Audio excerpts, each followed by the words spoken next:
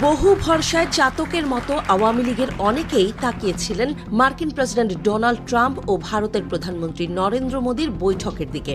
ভেবেছিলেন সমসাময়িক বাংলাদেশ বিষয়ে কোনো ওলটপালট ঘোষণা আসবে।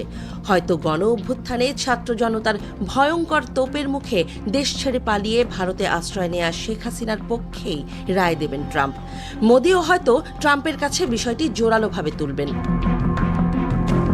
তবে নাটকের শেষ অঙ্কে মিলল কেবল শূন্য। মোদি ট্রাম্পের বৈঠকের দিনেই অন্তর্বর্তী সরকারের প্রধান উপদেষ্টা ডক্টর মোহাম্মদ ইউনূসের সাথে ফোনে কথা বলেন ট্রাম্প প্রশাসনের প্রধান ক্ষমতাবান কর্তা ইলন মাস্ক। সে আলাপের বিস্তারিত জানা যায়নি, তবুও ফল ইতিবাচক বলেই ইঙ্গিত মিলেছে। আর মোদি ট্রাম্প বৈঠকের পর সংবাদ সম্মেলনে বাংলাদেশ প্রসঙ্গ তুলেছিলেন ভারতীয় সাংবাদিকরা, তবে সুবিধা করতে পারেননি।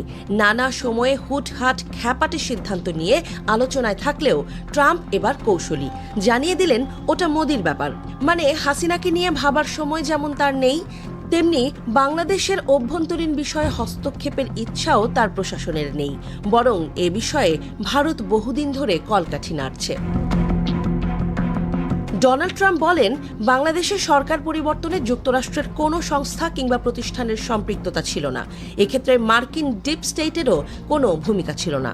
এটি এমন একটি ইস্যু যা নিয়ে ভারতের প্রধানমন্ত্রী দীর্ঘদিন ধরে কাজ করছেন, তাই এই ইস্যুটি আমি মোদির হাতেই ছেড়ে দিচ্ছি।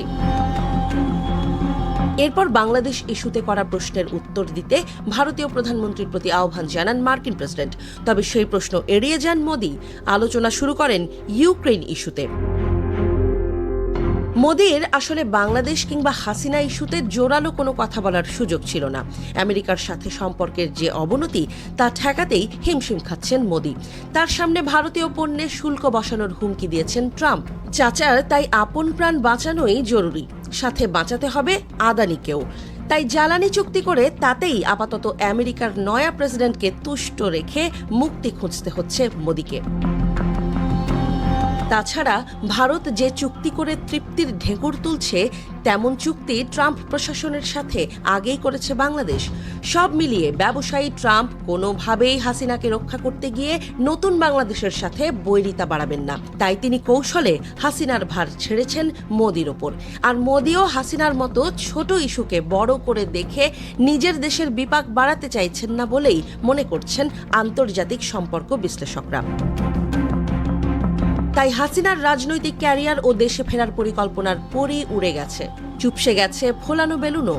এখন আছে কেবল বৃথা আস্ফালন, নিছক কল্পনা। দল হিসেবে আওয়ামী লীগের রাজনীতির ভবিষ্যৎও অনিশ্চিত। জাতিসংঘের এক রিপোর্টেই হয়ে গেছে বড় সর্বনাশ।